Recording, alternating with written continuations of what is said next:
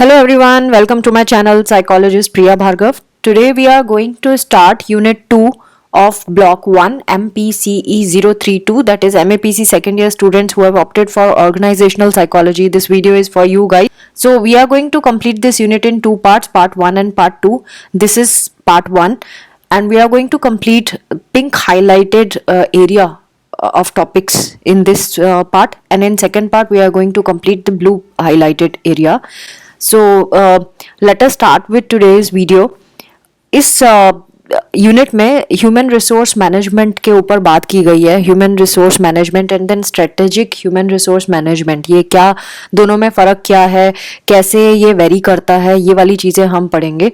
Human resource development and activities, इसमें हम समझेंगे कि कैसे ह्यूमन रिसोर्स जो है वो हेल्प करता है ऑर्गेनाइजेशन को अपने गोल अचीव करने में, और वो किस तरह से करता है. कुछ ऐसी एक्टिविटीज़ प्लान करता है ह्यूमन रिसोर्स जो डेवलपमेंट में भी हेल्प करता है और एक्टिविटीज़ को प्लान करने में भी हेल्प करता है, जिससे कि हम ऑर्गेनाइजेशन के गोल को अचीव कर सके.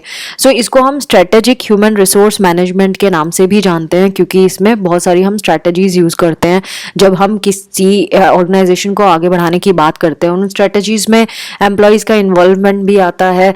देन थ्रेट्स क्या हैं ऑर्गेनाइजेशन को, एक्सटर्नल थ्रेट्स, इंटरनल थ्रेट्स, उनको आइडेंटिफाई करते हैं, उनको एनालाइज करते हैं. अपॉर्चुनिटीज़ क्या हैं, उनको एनालाइज करते हैं. ये सारी चीज़ें स्ट्रेटेजिक HR में आती हैं. सो ये कंपनीज की सक्सेस के लिए भी बहुत इंपॉर्टेंट है, जहाँ कंपनी को पता होना चाहिए कि क्या अपॉर्चुनिटीज़ अवेलेबल हैं और क्या ऐसे थ्रेट्स हैं जिस पे वर्क करना ज़रूरी है. एंड देन कॉम्पिटिटिव इंटेलिजेंस नहीं हुई अगर कंपनी में, तो कंपनी आगे नहीं बढ़ पाएगी. तो स्ट्रेटेजिक प्लान्स जो होते हैं वो इसी में ही हेल्प करते हैं कंपनी को. सो HR मैनेजमेंट जो होता है ये कंपनी के इंटरनल स्ट्रेंथ्स एंड वीकनेसेस के बारे में बताता है, स्ट्रेटजीज को एग्जीक्यूट करने में हेल्प करता है, रीस्ट्रक्चरिंग करने में हेल्प करता है, एफर्ट्स को कैसे रीस्ट्रक्चर किया जाए, अगर ज़्यादा एफर्ट लग रहा है तो उसको कम कैसे किया जाए. ज़बरदस्ती एफर्ट नहीं लगाना, एफर्ट उतना ही लगाना है जितना हमारे को हेल्प हो. सो HR का यही काम होता है कि ये हर एक स्किल जो चाहिए है ऑर्गेनाइजेशन को आगे बढ़ाने के लिए, उसको इनिशिएट करने की कोशिश करता है, उस पर काम करने की कोशिश करता है. सिस्टमैटिक एफर्ट्स लगे उन स्किल्स को डेवलप करने में. स्किल्स किस में डेवलप करेंगे, ह्यूमंस में, एम्प्लॉयज़ जो है उनमें डेवलप करेंगे, सो दैट एक क्वालिटी वर्क मिले कंपनी को. सो HR कॉम्पिटिटिवनेस को बिल्ड करता है, अलाउ करता है कि एक ऐसा स्ट्रेटेजी को हम इम्प्लीमेंट करें जिससे हम कैपेसिटी जो हमने क्रिएट की है उसमें चेंज ला सके, ऐसी यूनिटी डेवलप कर सके कंपनी में कि सारा ऑर्गेनाइजेशन ओवरऑल एक साथ मिलके वर्क करे टू अचीव द गोल.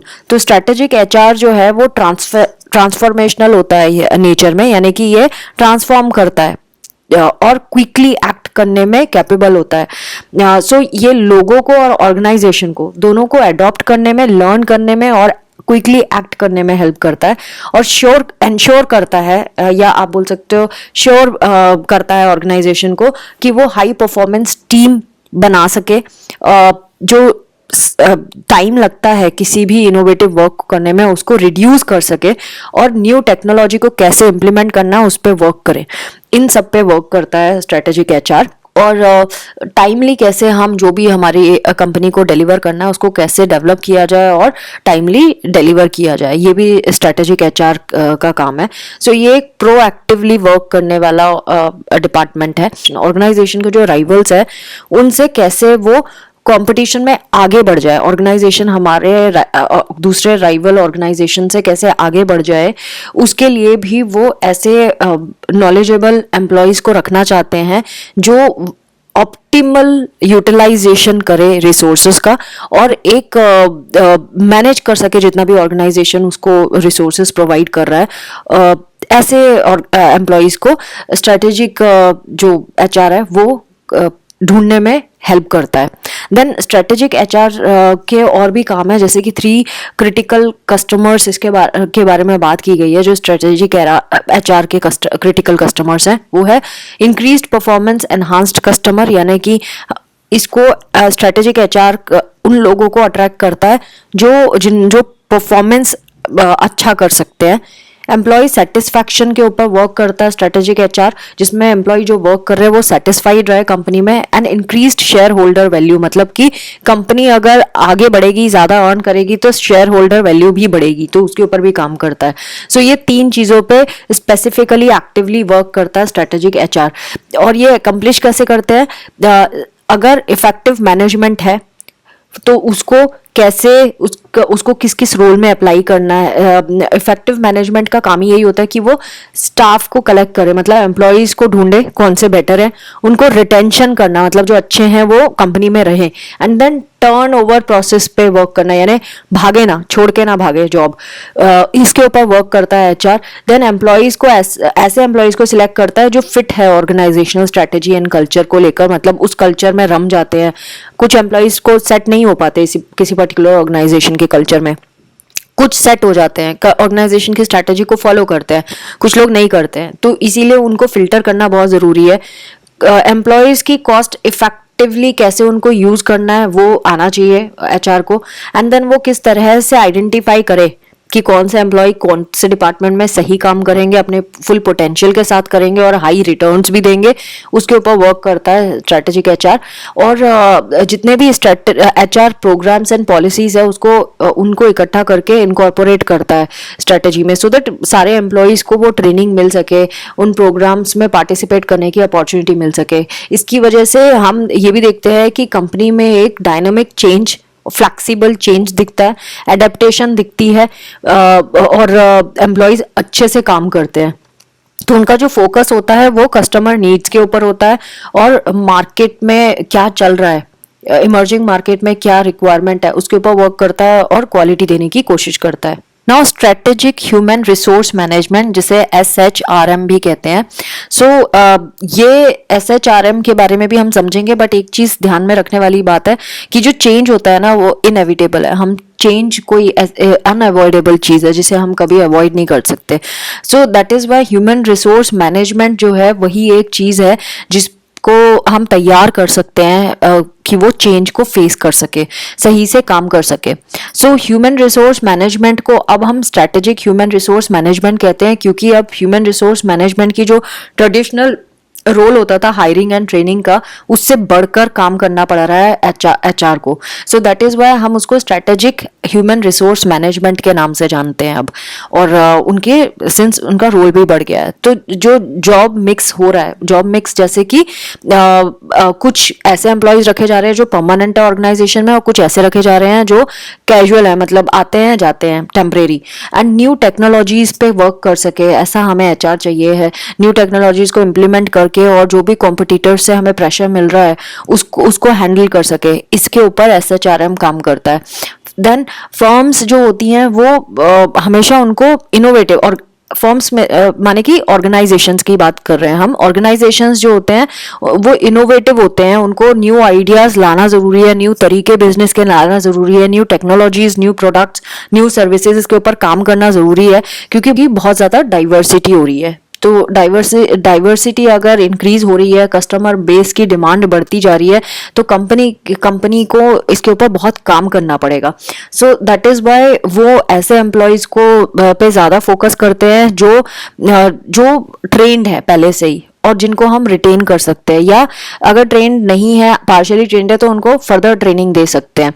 उनको ऐसे एम्प्लॉयज को वो अट्रैक्ट करते हैं जो हाई क्वालिटी के हैं, और कंपटीशन जो है उसमें एक एडवांटेज मिलेगी कंपनी को अगर वो ऐसा करेंगी तो न्यू स्ट्रेटेजिक व्यू जो एचआर का है वो यही है कि एचआर जो है वो बहुत सेंट्रल रोल प्ले करता है ऑर्गेनाइजेशन को हेल्प करने में, स्ट्रेटेजिक ऑब्जेक्टिव्स बनाने में, और कैसे फुल्ली फंक्शनल दूसरे जो एरियाज हैं उनसे इंटरेक्ट करने में। नाउ वन बाय वन हम कुछ थ्योरीज के बारे में पढ़ेंगे जो SHRM के बारे में क्या बोलती हैं, SHRM के कौन से एस्पेक्ट्स के बारे में बात करती हैं। जैसे कि थ्योरेटिकल पर्सपेक्टिव में अगर देखें तो जेम्स वॉकर ने बोला था कि न्यू रोल जो SHRM का है, HR का है, वो क्या है, मैनेजर्स को हेल्प करना। सो जो न्यू रोल जो HR का है वो है कि मैनेजर्स को हेल्प करना सो दैट वो मैक्सिमम कंट्रीब्यूट कर सके एम्प्लॉयज को कॉम्पिटिटिव एडवांटेज अचीव करने में।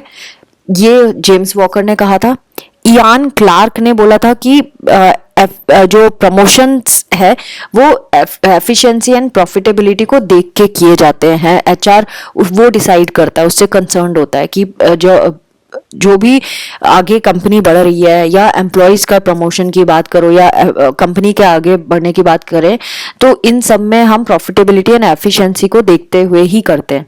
यूनिवर्सल अप्रोच एक अप्रोच है जिसके बारे में बात की गई है। जॉन डेलरी एंड हेरोल्ड डॉटी ने कहा था कि जो मैनेजर्स हैं उनको फोकस करना चाहिए यूनिवर्सली इफेक्टिव एचआर प्रैक्टिसेस पे। तो वो प्रैक्टिसेस कौन सी है, ये इन्होंने यहाँ पे पॉइंटर्स दिए। They say that there should be high level of employment security. जो एम्प्लॉयज आ रहे हैं उनको सेफ फील होना चाहिए, उनको लगना चाहिए कि हमारी जॉब सिक्योरिटी है, यहाँ पे हमें कभी भी अगले दिन निकाल नहीं दिया जाएगा। Then selecting hiring practices, selective hiring practices, that means ऐसी प्रैक्टिसेस अप्लाई करना जो सोच समझ के इम्प्लीमेंट की गई है कि किस तरह से एम्प्लॉयज को हायर करना है। Then a focus on teams and decentralised decision making. Teams के ऊपर फोकस करना, और जो डिसीजन मेकिंग है सिर्फ एक सिंगल पर्सन के ऊपर ना हो, हर एक डिपार्टमेंट के अलग अलग लोगों में हो। हाई पे लेवल्स होने चाहिए, एक्सटेंसिव एम्प्लॉय ट्रेनिंग होना चाहिए। देन प्रैक्टिसेस वो फॉलो करनी चाहिए जो रिड्यूस करता है स्टेटस डिस्टिंक्शंस एम्प्लॉय के बीच में, and high level of information sharing होना चाहिए। Now next is strategic fit perspective. Strategic fit perspective का क्या मतलब है कि जो फर्म्स हैं वो जब भी उनकी जो परफॉर्मेंस होती है वो तब बढ़ेगी जब ह्यूमन रिसोर्स मैनेजमेंट ऐसी प्रैक्टिसेस को अडॉप्ट करेगा जो कंपनी की जो पॉलिसीज एंड प्रैक्टिसेस है उसको सपोर्ट करती है, उनको कॉम्प्लीमेंट करती है। सो ऑर्गेनाइजेशन की स्ट्रेटेजिक प्लान में हेल्प करती है। सो मेन आइडिया इस मॉडल का यही है कि horizontal, vertical and external fit होना बहुत जरूरी है। अब ये क्या चीज है इसके बारे में हम बात करेंगे। हॉरिजॉन्टल फिट का क्या मतलब है, वर्टिकल फिट का क्या मतलब है ना, एक्सटर्नल फिट का क्या मतलब है। हॉरिजॉन्टल फिट का मतलब होता है कि कंसिस्टेंसी होना डिफरेंट एचआर प्रैक्टिसेस में फर्म के अंदर। जैसे कि इन्होंने बताया, if the company wants to hire highly innovative risk taking employees, the company's performance appraisal and reward system should also assess and reward innovation and risk taking. तो company अगर innovative employees को रख रही है, रिस्क टेकिंग एम्प्लॉइज को रख रही है, तो उसके लिए अप्रेजल एंड रिवार्ड भी उसी के साथ अलाइनमेंट में होना चाहिए।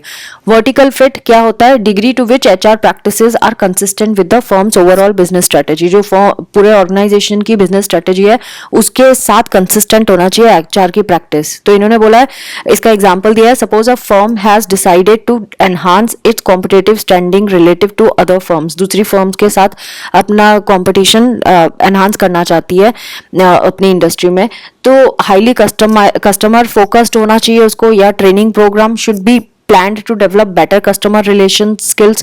ऐसे ट्रेनिंग प्रोग्राम होने चाहिए जो कस्टमर रिलेशन स्किल्स डेवलप कर सके एम्प्लॉयज में, जो कंसिस्टेंट होंगी ओवरऑल बिजनेस फिलोसफी जो होगी उसके अकॉर्डिंगली। तो जो आप ट्रेनिंग दे रहे हो, जो आपका फोकस है कस्टमर फोकस, वो वैसा ही वही होना चाहिए जो ऑर्गेनाइजेशन का खुद की स्ट्रेटेजी है जिस पे ऑर्गेनाइजेशन वर्क कर रहा है। आप अलग से हटके कुछ अनरिलेटेड एम्प्लॉय कस्टमर ओरिएंटेशन नहीं कर सकते, वो कह रहे हैं। देन एक्सटर्नल फिट का क्या मतलब है, जो एचआर प्रैक्टिसेस हैं वो बाहर क्या चल रहा है, एक्सटर्नल एनवायरनमेंट में क्या चल रहा है उसके साथ भी उन एस्पेक्ट्स पे भी अलाइन करना चाहिए। डेमोग्राफिकल चेंजेस जो आ रहे हैं within and outside the organisation, किस एज के लोग आ रहे हैं, कितने क्या उनका बिलीफ सिस्टम है, उनकी सेक्सुअलिटी क्या है, इन सब के ऊपर वर्क करना बहुत ज़रूरी है। तो वर्क फोर्स जो आ रही है वो मल्टी कल्चरल है, इसीलिए डाइवर्सिटी मैनेजमेंट ट्रेनिंग बहुत ज़रूरी है, रेमेडियल लैंग्वेज ट्रेनिंग बहुत ज़रूरी है।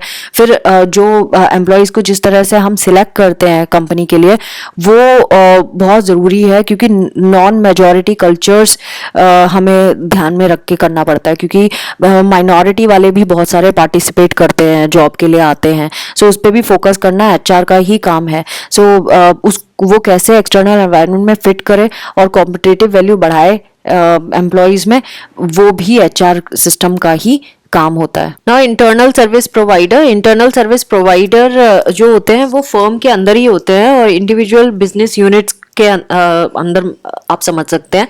तो एचआर प्रोफेशनल्स जो यहाँ पे होंगे वो इम्प्रूव करने की कोशिश करते हैं cost effectiveness and quality of services.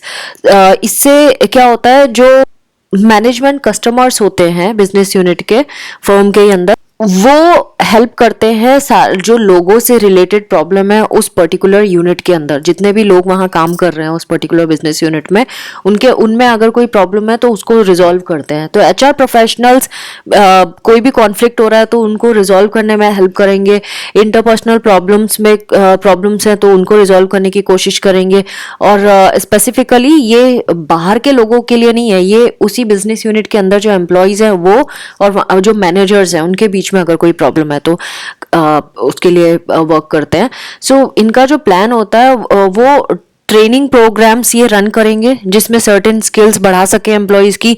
Counselling sessions भी प्रोवाइड करेंगे जो एम्प्लॉयज़ को मिल जाए सो दैट वो ढंग से काम कर सके, फोकस कर सके अपने वर्क पे। नेक्स्ट अप्रोच जो है वो है कॉन्फ़िगरेशनल अप्रोच। कॉन्फ़िगरेशनल अप्रोच है वो फर्म के कॉम्पिटिटिव एडवांटेज को एनहांस करने की कोशिश करती है और एचआर प्रैक्टिसेस पे फोकस करती है, सिंगल एचआर प्रोग्राम या पॉलिसी पे फोकस नहीं करती। ओवरऑल जितने भी सेट ऑफ प्रैक्टिसेस एचआर में चल रही हैं उन पे फोकस करती है। फिर जो कॉन्फ़िगरेशनल अप्रोच के फाउंडर हैं उन्होंने ये भी बताया है कि एचआर जो प्रैक्टिसेस हैं, जितनी भी सेट ऑफ प्रैक्टिसेस जितनी भी हैं, वो यूनिवर्सली पॉजिटिव इफेक्ट्स होता है एम्प्लॉयज़ के परफॉर्मेंस पे उसका। सो ऐसी प्रैक्टिसेस ही ढूंढनी चाहिए और या डेवलप करनी चाहिए जो सारे एम्प्लॉयज़ की परफॉर्मेंस को इम्प्रूव करने में हेल्प करे। So team based high commitment HR practices बढ़ानी पड़ेंगी अगर हम चाहते हैं कि जो कंपनी है वो सही तरीके से काम करे, कंपनी के अंदर एम्प्लॉयज सही तरीके से काम करे। और फ्लेक्सिबल प्रोडक्शन सिस्टम भी उसमें इम्प्लीमेंट करना पड़ेगा कंपनी के अंदर। और ऐसी परफॉर्मेंस को हमें बंद करना पड़ेगा जो ट्रेडिशनली पहले यूज़ की जाती थी, ऐसे टेक्निक्स जो परफॉर्मेंस को इम्प्रूव करने के लिए पहले यूज़ किए जाते थे। नेक्स्ट जो मॉडल है वो है रिसोर्स बेस्ड मॉडल, जो जे बार्ने ने 1995 में दिया था। ये उस आइडिया पे बेस्ड है कि ऑर्गेनाइजेशंस जो है वो कॉम्पिटिटिव एडवांटेज तभी गेन कर सकती है जब उसको जो रिसोर्सेज हम उनके अंदर है, कंपनीज के अंदर जो रिसोर्सेज अवेलेबल हैं वो वैल्यूएबल हो, रेयर हो और कॉम्पिटिटर्स को बड़ी मुश्किल से मिले वो वाले रिसोर्सेज, या उसको कॉपी करना भी कॉम्पिटिटर्स के लिए एक चैलेंज हो जाए। तो ऐसी चीज़ें जब होंगी ऑर्गेनाइजेशन के अंदर तभी वो कॉम्पिटिटिव एडवांटेज गेन कर सकता है। सो और इस तरह से इन सारे रिसोर्सेज को ऑर्गेनाइज करना होगा जिससे ओवरऑल जो फर्म की वैल्यू है वो मैक्सिमाइज की जा सके।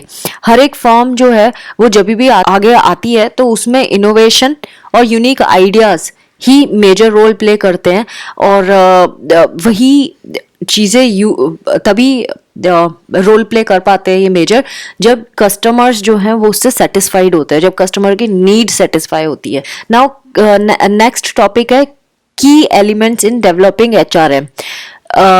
कौन से ह्यूमन रिसोर्स मैनेजमेंट को डेवलप करने के लिए की एलिमेंट्स है, ये 6 एलिमेंट्स बताए हैं। Number 1, internally transforming HR staff and structure. ये अगर हम अंदर जो एचआर में स्टाफ या स्ट्रक्चर है उसको हम ट्रांसफॉर्म कर दे तो कुछ हो सकता है जो एचआर में चेंज आ सकता है। एनहांसिंग एडमिनिस्ट्रेटिव एफिशिएंसी अगर आप बढ़ा दो। Next is integrating HR into the strategic planning process. अगर इन दोनों को कंबाइन कर दे, एचआर को स्ट्रेटेजिक प्लानिंग प्रोसेस में इंटीग्रेट कर दे। ये तीनों टॉपिक हम आगे पढ़ेंगे वैसे डिटेल में। Next is linking HR practices to business strategy and to one another. जितने भी एचआर प्रैक्टिसेस हैं उसको बिजनेस स्ट्रेटेजी से तो लिंक करना है और बाकी दूसरी कोई और स्ट्रेटेजीज है उनके साथ भी हम लिंक कर सकते हैं एचआर प्रैक्टिस को। फिर developing a partnership with line management के साथ अगर हम पार्टनरशिप को डेवलप करते हैं तो भी वो इम्प्रूव करता है ऑर्गेनाइजेशन के फंक्शन को या उसको एडवांटेज देता है ऑर्गेनाइजेशन को। Focusing on the bottom line impact of HR and measurement of that impact. और अगर हम बॉटम लाइन इम्पैक्ट समझ लें कि क्या कैसे हो रहा है, एचआर का कितना इम्पैक्ट हो रहा है बॉटम लाइन पे, तो हम वर्क कर सकते हैं। एंड उस इम्पैक्ट का क्या असर है अगर हम उस पर भी वर्क कर लें। तो ये जितने भी पॉइंटर्स दिए हैं ना, इन सब के बारे में हम डिटेल में भी अब पढ़ेंगे। जो भी हमारी जो ऊपर हमने अप्रोचेस पढ़ी थी वो सारी वन सिंगल सिंगल नहीं है, इनका ओवरलैपिंग भी है इन अप्रोचेस का, जो हम ऑर्गेनाइजेशन में देखते हैं, एचआर एक्टिविटीज में देखते हैं. सो ऑर्गेनाइजेशंस जो हैं उनको जो एग्जिस्टिंग स्टाफ है ना एचआर में, उनकी ड्यूटीज को फिर से ट्रांसफॉर्म करने की जरूरत है, उनके स्ट्रक्चर को रीऑपरेट करने की जरूरत है, ढंग से चेंज करने की जरूरत है. तो हमारा जो फोकस होना चाहिए ऑर्गेनाइजेशन में वो ये होना चाहिए कि एडमिनिस्ट्रेशन जो टास्क है, जैसे कि पे के बारे में वर्क करता है एचआर, फिर एम्प्लॉय बेनिफिट के बारे में वर्क करता है, एम्प्लॉय सेफ्टी के बारे में वर्क करता है, तो ये वाली चीज़ों पर इस पे एडमिनिस्ट्रेशन टास्क पे तो फोकस करना है, लेकिन कॉस्ट इफेक्टिवनेस पे भी वर्क करना बहुत ज़रूरी है. तो स्ट्रेटेजिक फिट पर्सपेक्टिव जो हमने देखा था वो अगर कंबाइन कर दिया जाए एचआर के साथ, तो बिजनेस स्ट्रेटजीज को लिंक कर दिया जाए एचआर प्रैक्टिसेस के साथ. सो ये कुछ ऐसे वेज है जिससे हम एक एडवांटेज, कॉम्पिटिटिव एडवांटेज दे सकते हैं ऑर्गेनाइजेशन को. सो पार्टनरशिप जब लाइन मैनेजर्स के साथ एचआर की हो जाए तो भी हम कॉम्पिटिटिव एडवांटेज के बारे में सोच सकते हैं. और एचआर जो मैनेजर्स हैं वो अकेले ऐसे लोग हैं जो एचआर एक्टिविटीज में कुछ वैल्यूज एड ऑन कर सकते हैं. तो ये जो 6 एसेंशियल एचआरएम एलिमेंट्स हमने ऊपर पढ़े हैं वो वैल्यू एडिंग का काम करते हैं.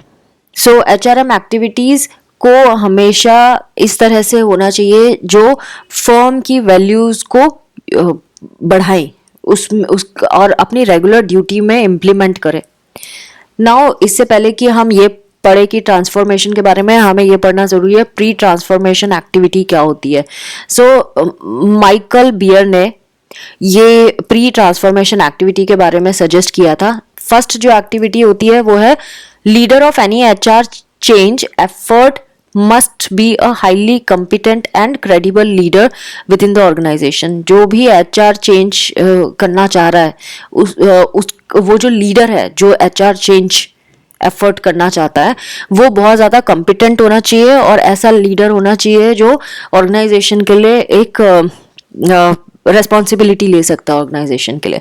Second is he must create a shared need for change among top managers so that they can easily identify. जो टॉप मैनेजर्स हैं उनमें ये शेयर्ड नीड जो चाहिए, शेयर्ड नीड मतलब कि जो चेंज हमें चाहिए ऑर्गेनाइजेशन में वो क्यों चाहिए है, हमें जरूरत क्यों है उसको करने की, वो लॉजिक टॉप मैनेजर्स को समझा सके सो दैट मैनेजर्स उसको आइडेंटिफाई कर सके और अपनी प्रॉब्लम समझ के उसके ऊपर वर्क कर सके. And then third is able to articulate a clearly defined and state vision. और उसके बाद एंड स्टेट क्या कैसा दिखाई देगा जब हम अचीव कर लेंगे अपने टारगेट्स को, उसके लिए उसको भी अच्छे से आर्टिकुलेट कर सके जो हेड है. और major steps that should be taken to achieve that vision, और जो स्टेप्स लेने हैं उसको वो भी सेट कर सके, उसको भी आर्टिकुलेट कर सके, ये स्टेप्स करेंगे तो हम इस टारगेट तक पहुंचेंगे. सो टॉप मैनेजमेंट का इन्वॉल्वमेंट इंश्योर करता है कि एचआर जो है वो चेंज प्रोसेस में अच्छे से कमिटेड होकर वर्क करेगी. अब जब प्रोग्रेस तो हो जाएगी क्योंकि हमने प्लान कर लिया, प्रोग्रेस को मॉनिटर करना भी जरूरी है और फोकस इस पे भी होना चाहिए कि एचआर जो वैल्यू ऐड की गई है, एचआर ने जो वैल्यू ऐड की है वो कितनी देर तक सस्टेन्ड रहती है, सस्टेन्ड इन द सेंस लंबे समय तक उसको फॉलो किया जा रहा है कि नहीं किया जा रहा है. Next topic is transforming of HR staff and structure. जो ये ट्रांसफॉर्मेशन की जब हम बात करते हैं तो दो एस्पेक्ट पे हमें बात करनी पड़ेगी. एक तो transforming the people and transforming the structure. हमें लोगों किसी भी ट्रांसफॉर्मेशन के बारे में जब हम सोचते हैं तो हमें लोगों को में तो ट्रांसफॉर्मेशन लाना पड़ता है लेकिन स्ट्रक्चर पे भी ट्रांसफॉर्मेशन लाना पड़ता है. तो सबसे पहले ट्रांसफॉर्मिंग एचआर पीपल को ट्रांसफॉर्म कैसे किया जा सकता है वो बताया जा रहा है. तो पहले जब ट्रेडिशनल रोल होता था ना स्टाफ मेंबर्स का एचआर में, वो ट्रेनिंग एंड रिक्रूटमेंट होता था, मतलब जो है उनको ट्रेन करना या फिर नए लोगों को लेके आना, बस दो ही काम होते थे. लेकिन अब जब स्ट्रेटेजिक एचआरएम आ रहा है, मतलब कि स्ट्रेटेजिक ह्यूमन रिसोर्स मैनेजमेंट की बात करें, एसएचआरएम की बात करें, तो उसमें मैनेजर्स जो है उसमें इतनी एबिलिटी होनी चाहिए कि वो फोकस कर सके स्ट्रेटेजिक प्लानिंग में, टीम बिल्डिंग में, क्वालिटी इंप्रूवमेंट में and diversity management and training में, इन चीजों पे फोकस कर सके. ऑल्सो टीम लीडरशिप स्किल्स उसको आनी चाहिए, और ग्लोबल पर्सपेक्टिव में एबिलिटीज पता होनी चाहिए उसकी, उसमें होनी चाहिए। फिनेंशियल एंड मार्केटिंग लिटरेसी होनी चाहिए, good consulting and presentation skills होनी चाहिए। ये इतनी सारी चीज़ें स्ट्रेटेजिक एचआरएम में आती हैं। जो कॉम्पिटेंसीज हैं वो हो सकता है वेरी करती हैं इसमें, डिपेंडिंग अपॉन कौन सी स्ट्रेटेजी ऑर्गेनाइजेशन में लगेगी, क्योंकि अगेन जो स्ट्रेटेजी लगेगी उसके हिसाब से क्या आपके अंदर वो स्किल्स हैं या नहीं है। तो लाइन मैनेजर्स जो होते हैं एचआर में, वो ये वाले फंक्शंस चाहते हैं जो होना चाहिए। So the line managers wanted the HR to do the following functions. तो line managers ये वाले functions HR से करवाना चाहते हैं। Number 1, shared responsibility for performance and profitability. जो भी परफॉर्मेंस एंड प्रॉफिटेबिलिटी है उसकी रेस्पॉन्सिबिलिटी शेयर्ड होनी चाहिए लाइन मैनेजर एंड एचआर के बीच में। Be customer driven and business partner with a broad focus. Broad focus के साथ इनको business partner and customer driven होना पड़ेगा। Focus on solutions not activities. Solutions पे फोकस करना पड़ेगा, एक्टिविटीज में नहीं। Be creative and strategic. Initiate, lead and facilitate change. Help develop global managers. Act with urgency. ये सारी चीज़ें एचआर में होनी चाहिए लाइन मैनेजर के साथ कोऑर्डिनेट करके। इसके अलावा time, effort, money and patience जो है वो तो चाहिए ही चाहिए है। Now transforming HR structure. जब हम स्ट्रक्चर को चेंज करने की बात करते हैं तो एम जो होता है ऑर्गेनाइजेशनल रीस्ट्रक्चरिंग का, वो यही होता है कि पहले हमें ये पता होना चाहिए कि जो एक्टिविटीज़ जो है वो सेंट्रलाइज्ड है या नहीं है। कौन सी एक्टिविटीज़ हैं जो सेंट्रलाइज्ड हैं और कौन सी हैं जिसको डिसेंट्रलाइज्ड होना चाहिए। पहले तो हमें ये पता होना पड़ेगा, तभी तो हम रेस्पॉन्सिबिलिटी डिवाइड करेंगे सबके बीच में। तो जब अप्रोप्रिएट स्ट्रक्चर एचआर फंक्शन का हमें पता चल जाता है, और वो कैसे पता चलेगा, वो कुछ फैक्टर्स पे भी डिपेंड करेगा। पता करने से पहले हमें कुछ फैक्टर्स को कंसीडर करना पड़ेगा, जैसे कि फर्म की बिजनेस एक्टिविटी क्या है, क्या नेचर की एक्टिविटी करती है फर्म की साइज कितनी है, ओवरऑल बिजनेस स्ट्रैटेजी कितनी है। तब जाके हम आगे का सोच सकते हैं कि आगे एक्शन प्लान क्या करेंगे। और की एलिमेंट्स जो है जो हम यूज़ करते हैं ये पता लगाने के लिए कि जो स्ट्रक्चर है वो कितनी नीड्स पूरी कर रहा है ऑर्गेनाइजेशन की बिजनेस स्ट्रैटेजी की, वो भी हमें पता होना चाहिए कि कौन कौन से की एलिमेंट्स है जो रोल प्ले करते हैं। और फिर एचआर यूनिट्स को इतनी हमें परमिशन देनी पड़ेगी कि वो सर्विसेज डिज़ाइन कर सकें जो स्ट्रेटेजिक ऑब्जेक्टिव को अचीव करने में हेल्प कर सके। Next step is enhancing administrative efficiency. Administrative efficiency enhance करने की बात की जा रही है, यानी कि एचआर मैनेजर जो होता है ना वो खुद ही एडमिनिस्ट्रेटिव एक्सपर्ट होता है और वो री इंजीनियरिंग कर सकता है एडमिनिस्ट्रेटिव एंड बाकी जो प्रोसेसेस फर्म में चल रहे हैं उनको, और बहुत सारे तरीके उसको पता होते हैं कि कैसे इम्प्रूव करना है ऑर्गेनाइजेशन में सर्विसेज। सो इसका फोकस जो होना चाहिए वो होना चाहिए कि करंट प्रोसेसेस जो ऑलरेडी ऑर्गेनाइजेशन में चल रहे हैं उसको कैसे इम्प्रूव किया जाए। सबसे पहली चीज़ जो है उसको इम्प्रूव करो, उसके बाद जो कमी है उस पर वर्क करो, लाइक दैट।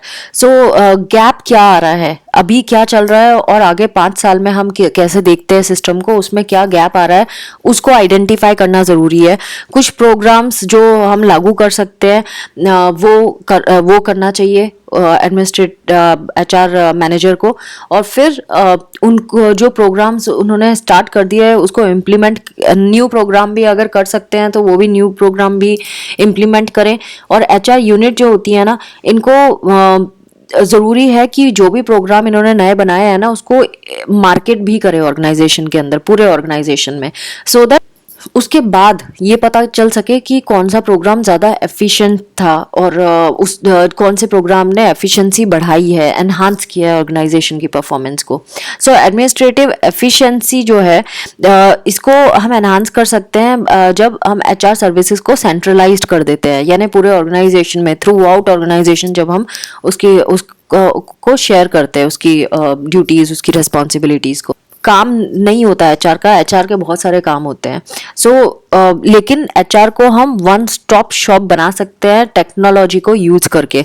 तो वन स्टॉप शॉप जहाँ पे क्या क्या हो सकता है, पेरोल के बारे में तो काम करता है एचआर, बेनिफिट्स के बारे में बात काम करता है, एडमिनिस्ट्रेटिव सर्विसेज जो होती हैं बाकी उसके ऊपर भी एचआर काम करता है। तो अगर ये सेंट्रलाइज्ड बन जाता है तो ये पूरे ऑर्गेनाइजेशन को प्रॉपरली फंक्शन करने में बहुत हेल्प करता है। सो एक कोर टीम जो एक्सपर्ट्स की है उसको स्टैब्लिश करना बहुत ज़रूरी है, और जब भी ज़रूरत पड़े तो उनको हम असिस्टेंस के लिए कॉल कर सकते हैं। तो एडमिनिस्ट्रेटिव एक्सपर्ट्स जो होते हैं वो कम्प्लीटली रीथिंक कर सकते हैं, वैल्यू क्रिएट कर सकते हैं एडमिनिस्ट्रेटिव एक्टिविटीज़ में के थ्रू। और एचआर यूनिट्स जो होती हैं वो भी कुछ ऐसे प्रोग्राम क्रिएट कर सकती हैं जो जितने भी कस्टमर्स का हमें फीडबैक मिलता है उसके बेसिस पे हम कोई ऐसे प्रोग्राम, एचआर ऐसे प्रोग्राम डेवलप कर सकती है सो दैट आगे फर्दर इम्प्रूवमेंट देखी जा सके ऑर्गेनाइजेशन में। Next is integrating HR into strategic planning. So दो रिक्वायरमेंट्स चाहिए स्ट्रेटेजिक इंटीग्रेशन के लिए। Number 1, strategic planning process organisation के अंदर किया जाए। दूसरा, एचआर मैनेजर जो हैं वो एक इम्पॉर्टेंट रोल प्ले करे इस प्रोसेस में, तब जाके ये किया जा सकता है। तो हम पहले स्ट्रेटेजिक प्लानिंग प्रोसेस के बारे में समझेंगे कि क्या है एंड उसके बाद फर्दर स्टेप्स को समझेंगे। सो जब भी आप स्ट्रेटेजिक प्लान डेवलप करते हो तो उसमें टॉप मैनेजमेंट का इन्वॉल्वमेंट बहुत ज़रूरी होता है, और कभी कभी बाहर से कंसल्टेशन भी लेनी पड़े तो उसको उसमें हेसिटेंट फील नहीं करना चाहिए ऑर्गेनाइजेशन को, सो दैट हम करंट और फ्यूचर स्टेट ऑर्गेनाइजेशन का क्या होगा उसको समझ सके। सो बेसिक क्वेश्चन जो हम हमेशा ऑर्गेनाइजेशन के सामने डालना चाहिए स्ट्रेटेजिक प्लानिंग के टाइम पे वो ये, ऑर्गेनाइजेशन अभी कहाँ स्टैंड करता है, अभी किस पोजीशन पे है, और नेक्स्ट 5 इयर्स में वो कहाँ खुद को देखना चाहता है, उसकी स्ट्रेंथ एंड वीकनेसेस क्या है, कौन सी अपॉर्चुनिटीज बिजनेस एनवायरनमेंट में अवेलेबल हैं, क्या क्या चैलेंजेस हैं जो ऑर्गेनाइजेशन को फेस करने पड़ रहे हैं या आगे फेस करने पड़ेंगे। तो उसको स्वॉट कहते हैं, SWOT एनालिसिस। ये हम करते हैं सबसे पहले। फिर mission, goals and value statement. Mission statement का क्या मतलब होता है, जब प्रॉपर हम डेफिनेशन बनाते हैं कि ऑर्गेनाइजेशन का क्या मिशन है, उसको क्लियरली डिफाइन करते हैं, और वो मिशन ऐसा होना चाहिए जो अचीवेबल है, जिसे हम अचीव कर सकते हैं। तो मैनेजर जो है वो मिशन को विजुअलाइज करते हैं एंड देन एक बैकवर्ड इमेजिनिंग करते हैं, मतलब नीचे से ऊपर की तरफ क्या पहला स्टेप क्या होगा, फिर उसके बाद क्या लिया जाएगा, उसके बाद क्या लिया जाएगा अचीव करने के लिए, वो प्लान करते हैं। सो एंड रिजल्ट्स तक वो पहुंच जाते हैं फिर अपने माइंड में।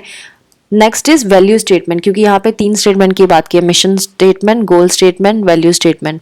सो गोल स्टेटमेंट में तो यही आएगा कि गोल सेट करना पड़ेगा, तभी तो पता चलेगा ना कि कहाँ पे पहुँचना है। देन वैल्यू स्टेटमेंट क्या होता है, फंडामेंटल बिलीफ स्टेटमेंट होता है जो स्ट्रेटेजिक चेंज को गाइड करता है, क्योंकि ऑर्गेनाइजेशन की खुद की कुछ वैल्यूज होती हैं, उसको उस दिमाग में रखना पड़ेगा जब हम एम सेट करते हैं या मिशन सेट करते हैं। तो ऑर्गेनाइजेशनल बिहेवियर और सक्सेस ये एम्प्लॉय के परसेप्शंस पे डिपेंड करती है, वो किस कॉर्पोरेट बिलीफ के साथ वहाँ काम करने आया है। सो वैल्यू जो भी है ऑर्गेनाइजेशन की वो आउटकम पे भी रिफ्लेक्ट होती है। नाउ किस एक्सटेंट तक एम्प्लॉय इस पे बिलीफ रखता है, उसको आर्टिकुलेट करता है एंड सक्सेसफुली वो वैल्यूज जो हैं वो कम्युनिकेट की गई हैं एम्प्लॉय को कि नहीं की गई हैं, वो उसको भी बिजनेस में इंटीग्रेट करना ज़रूरी है। सो एम्प्लॉयज़ को पता होना चाहिए ऑर्गेनाइजेशन की वैल्यूज़, ऑर्गेनाइजेशन को खुद भी पता होना चाहिए और अपने मिशन में भी उन वैल्यूज़ को इम्प्लीमेंट करना चाहिए, और it should be communicated to each and every employee कि वो these are the belief systems and these are the values, and articulate करके सक्सेसफुली कम्युनिकेट करके उसको इंटीग्रेट करना होगा बिजनेस प्लान में। ना एनवायरमेंटल थ्रेट्स एंड अपॉर्चुनिटीज़, 2 चीज़ें हमेशा ही ऑर्गेनाइजेशन के सामने बनी रहती है, एक एनवायरमेंटल थ्रेट और दूसरा एनवायरमेंटल अपॉर्चुनिटीज़। अगर थ्रेट है तो अपॉर्चुनिटीज़ भी है। थ्रेट मतलब क्या होता है, ऐसे एनवायरमेंटल फैक्टर्स जो ऑर्गेनाइजेशनल ऑब्जेक्टिव को इन्फ्लुएंस कर सकते हैं, बेसिकली ऑर्गेनाइजेशन को अपना गोल अचीव करने से रोक सकते हैं, वो हो गए ऑर्गेनाइजेशनल थ्रेट्स। ऑर्गेनाइजेशनल अपॉर्चुनिटीज़ क्या होती हैं, वो सराउंडिंग में मिलने वाले एस्पेक्ट्स जो ऑर्गेनाइजेशन को गोल अचीव करने में हेल्प करते हैं।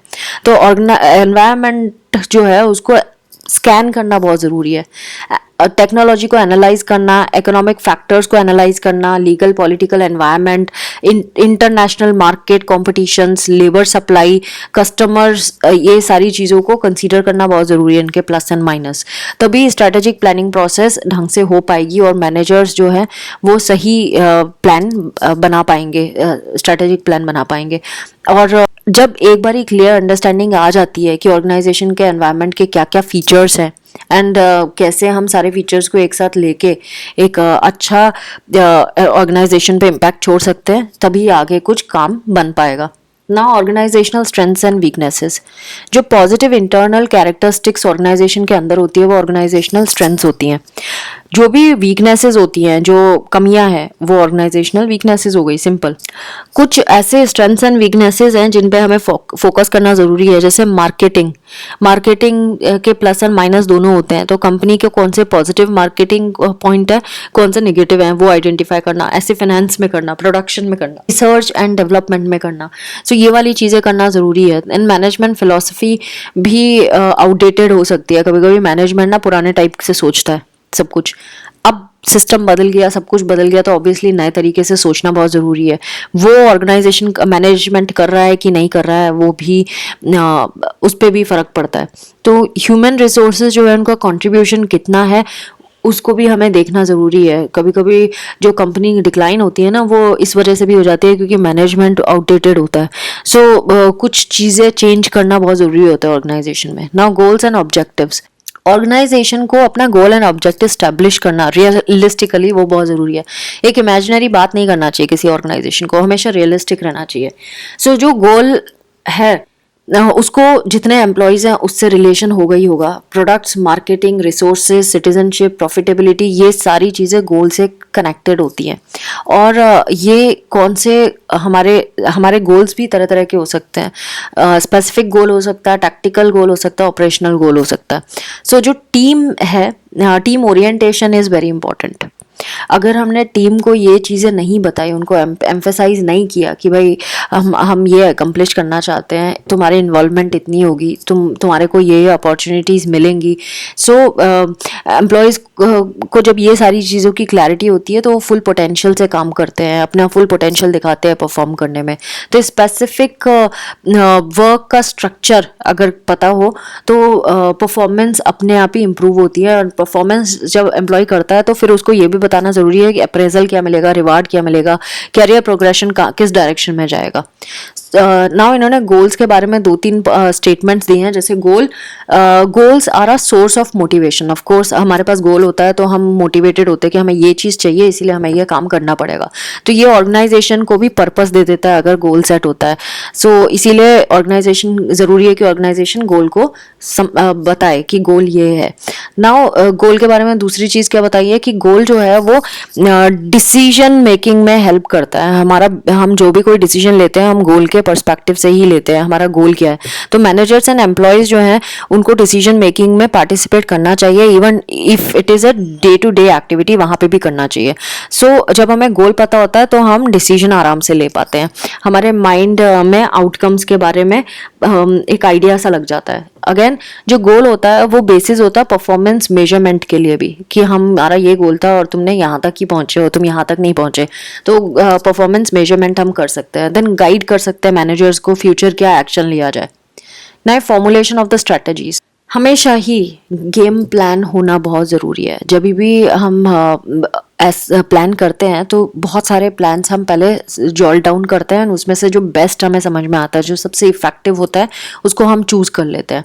जब हमने एक बार हमने प्लान सेट कर लिया या कोर्स ऑफ एक्शन सेलेक्ट कर लिया, उसके बाद ही हम अपने गोल या ऑब्जेक्टिव तक पहुंच पाएंगे, क्योंकि हमारे पास प्लान होगा तभी तो हम स्टेप वाइज प्रोसेस करेंगे ना उस चीज़ को। तो स्ट्रेटेजी को फॉर्मुलेट करने के लिए हमें corporate level and individual business unit and functions level, दोनों के लेवल पे सोचना पड़ेगा कि हमारा जो प्लान है वो दोनों के लिए एलिजिबल है या नहीं है, या दोनों के लिए अलग प्लान्स बनाने पड़ेंगे। तो HRM जो है उसको कम्प्लीटली इंटीग्रेटेड होना बहुत ज़रूरी है सारे डिपार्टमेंट से, और टीम है उसके साथ पूरा का पूरा पार्टनरशिप में वर्क करना पड़ेगा ना। Strategic integration of HRM। तो अगर हमें फुल इंटीग्रेशन चाहिए है HR मैनेजर्स का उनके अंदर ये एबिलिटी होनी चाहिए कि वो डेवलपमेंट एंड सिलेक्शन को इन्फ्लुएंस कर सके। किसका डेवलपमेंट एंड सिलेक्शन? जो भी हम डिसीजंस ले रहे हैं और या हमारा डिसीजन क्या किसी तरह से ऑर्गेनाइजेशन की डेवलपमेंट को इन्फ्लुएंस करता है। सो वो किस तरह के डिसीजंस होने चाहिए, उसके लिए एचआर मैनेजर में उतनी एबिलिटी होनी चाहिए कि किस डायरेक्शन में जा रही है। जितनी भी इंफॉर्मेशन उसको मिल रही है उस इंफॉर्मेशन को कलेक्ट करेगा एचआर मैनेजर, उसके बाद फिर देखेगा कि हम किस तरह से आगे प्रोसीड करेंगे। सो उसमें अगर एबिलिटी नहीं होगी तो वो नहीं कर पाएगा, राइट। तो डिसीजन को कैसे इन्फ्लुएंस करना है वो सारा मैनेजर का काम होता है, और वो कर रहा है ढंग से या नहीं कर रहा है। तो बहुत तरीके होते हैं जहाँ पे जब हम एचआर को इंटीग्रेट करते हैं स्ट्रेटेजिक डिसीजन मेकिंग प्रोसेस में। सो वो कौन कौन से वेज हैं वो यहाँ पे इन्होंने डिस्कस किए हैं। ये लास्ट टॉपिक है आज का। सो पहला तो इन्होंने बताया है कि पहले तो हम हायरार्कियल पोजीशन वाइज इसको चेंज तभी आता है जब हायरार्की में जितने भी लोग बैठे हुए हैं, मतलब चेयरपर्सन से लेकर नीचे तक, उन सबको इन्वॉल्वमेंट बहुत ज़रूरी है। ऐसा नहीं होना चाहिए कि मैंने ऊपर जो चेयरपर्सन बैठा है उसने बोल दिया कि भैया ये सब चेंज कर दो और वो खुद पार्टिसिपेट नहीं कर रहा। ऐसा नहीं होना चाहिए।